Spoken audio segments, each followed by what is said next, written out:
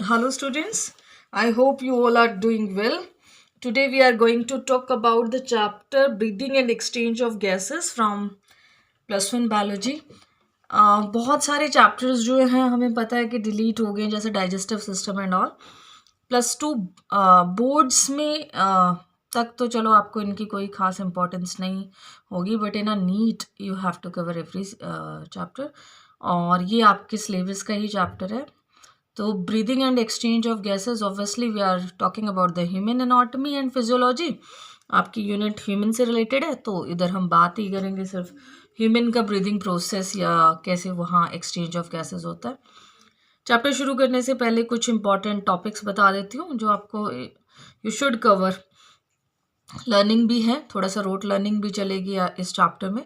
जब आप कैपेसिटीज़ को या वॉल्यूम ऑफ लंग्स को लर्न करोगे तो नीट के लिए भी, और to gain the maximum score ना, तो आप जो एग्जैक्ट वॉल्यूम होगी, टाइडल वॉल्यूम या टीएलसी की टोटल लंग कैपेसिटी या रेजिडुअल वॉल्यूम, वो आपको वॉल्यूम्स अच्छे से लर्न करनी है। सेकेंड टॉपिक जो इसमें आपको अच्छे से कवर करना है वो है मैकेनिज्म ऑफ ब्रीदिंग। उसमें जो भी प्रोसेस हो रही है, मीन्स कब इंटरकॉस्टल मसल रिलैक्स हो रहा है, डायफ्राम कब डाउन शेप हो रहा है, कब रिलैक्स हो रहा है, ये सब आपको बिल्कुल अच्छे से फॉर्मेटिंग करके उसको लिखना आना चाहिए, है ना। थर्ड जो इस चैप्टर का इम्पॉर्टेंट टॉपिक है वो है डिसऑर्डर्स ऑफ रेस्पिरेटरी सिस्टम। उसके बारे में भी क्वेश्चंस आ जाते हैं। ORD क्या है? ऑक्यूपेशनल रेस्पिरेटरी डिजीज़ को बोलते हैं बच्चा हम। यू कैन राइट डिसीज और डिसऑर्डर। तो ये बेसिक इम्पॉर्टेंट टॉपिक्स हैं जो मस्ट कवर टॉपिक्स हैं, है ना। उसके अलावा जो है बेसिक आपको सब पता ही होना चाहिए, बिकॉज अगर आपको बेसिक पता होता है, इम्पॉर्टेंट टॉपिक्स का मतलब ये नहीं होता है कि सिर्फ यही करने हैं आपको। इम्पॉर्टेंट सिर्फ हम बोर्ड्स के लिए आपको बताते हैं कि हाँ ये आपको बहुत ही फोकस होके करने हैं, बाकी आपको नॉलेज सब होना चाहिए, तभी आपको कॉन्फिडेंस आता है टू राइट। चलो let's start now. Breathing as human की बात करें तो intake of oxygen and expulsion of the carbon dioxide, क्योंकि हमें पता है कि हम एयरोबिक ऑर्गेनिजम्स हैं। एयरोबिक मतलब कि हमारे पास ऑक्सीजन जो है बहुत ही वाइटल है हमारे लिए, ऑक्सीजन के बिना हम सर्वाइव नहीं कर पाएंगे, है ना।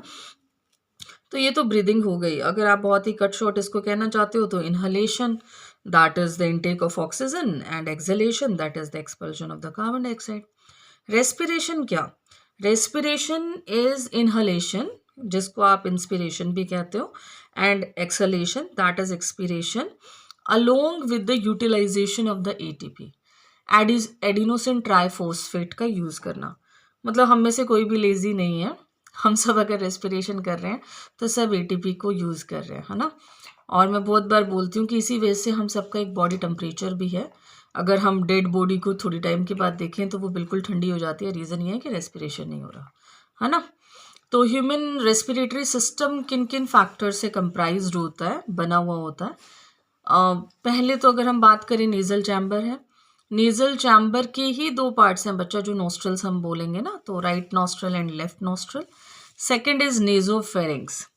नेज़ल चैम्बर की ओपनिंग होती है फेरिंग्स में, इसीलिए अगर हम कोई नेज़ल ड्रॉप डालते हैं, नाक में कोई दवाई डाली तो आपके गले में आएगी। ओके। ट्रैकिया, ट्रैकिया को ही आप विंड पाइप या एयर पाइप कहते हो। Then larynx which is sound box. उसके बाद आपके पास जो है ब्रोनकाई है। बाइफर्केशन ऑफ ट्रैकिया बोल देते हैं, है ना। बाइफर्केशन का मतलब होता है डिवाइड हो जाना टू पार्ट्स में। तो ट्रैकिया कार्टिलेज जैसा स्ट्रक्चर है जो अपने आप को टू पार्ट्स में डिवाइड कर लेता है और बना देता है ब्रोनकाई। ब्रोनकाई फिर फर्दर ट्री लाइक ब्रांचेस बना देता है जिन्हें ब्रोनक्यूल्स बोलते हैं। और ब्रोनक्यूल्स जो हैं वो पूरा सप्लाई कर रहे होते हैं लंग्स को। कितने लंग्स हैं हमारे पास? दो, राइट और लेफ्ट। लंग्स का ही दूसरा नाम पल्मोनरी भी है, और प्लूरा करके भी आप इसे लर्न कर लेना, क्योंकि लंग्स की आउटर जो कॉटिंग है, जो उसकी कवरिंग है, जो उसको प्रोटेक्शन देती है, उसे हम प्लूरल मेम्ब्रेन ही बोलते हैं, जिसके अंदर एक फ्लूइड होता है, प्लूरल फ्लूइड, है ना।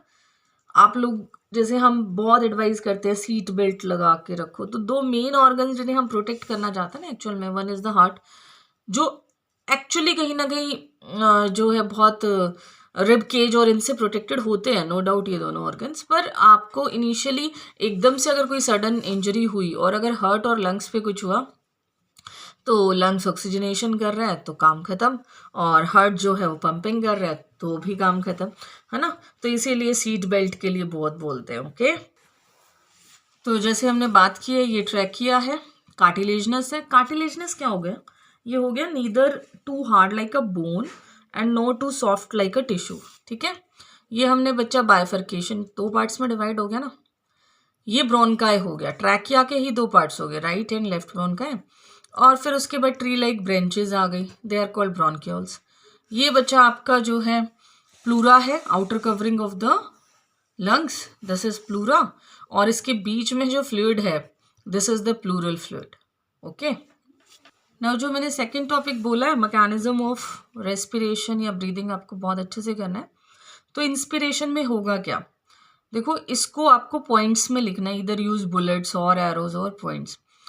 इंस्पिरेशन पहले उसको डिफाइन करना है, it is the intake of oxygen, okay. यहाँ पे intra pulmonary pressure is less than the atmospheric pressure, यानी कि जो लंग्स के अंदर प्रेशर है वो एटमॉस्फेरिक प्रेशर से कम है, इसीलिए हम उसे नेगेटिव प्रेशर भी बोलते हैं। पहला point, intrapulmonary pressure is less than the atmospheric pressure, therefore this pressure is called as the negative pressure। Negative इसीलिए बोला ना बच्चा, क्योंकि अंदर उसका जो है लंग्स के अंदर जो, या बॉडी के अंदर जो प्रेशर, लंग्स ही बोलेंगे हम बेसिकली, वो लेस आ रहा है ना। की पॉइंट फर्स्ट हो गया।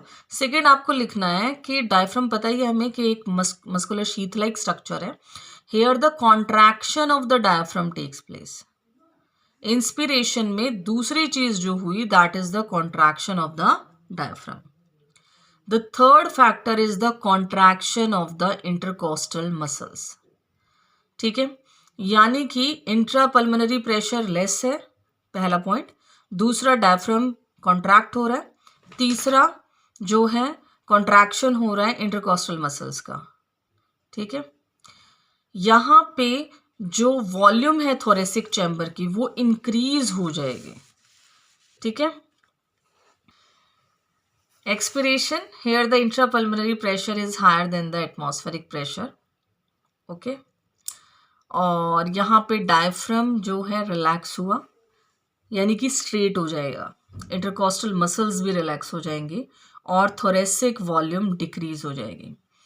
अब माइंड माई वर्ड्स, इस मैकेनिज्म ऑफ रेस्पिरेशन को अगर मुझे लिखना हो तो मैं कैसे लिखूंगी? Inspiration is intake of oxygen. It is characterized by the following key events.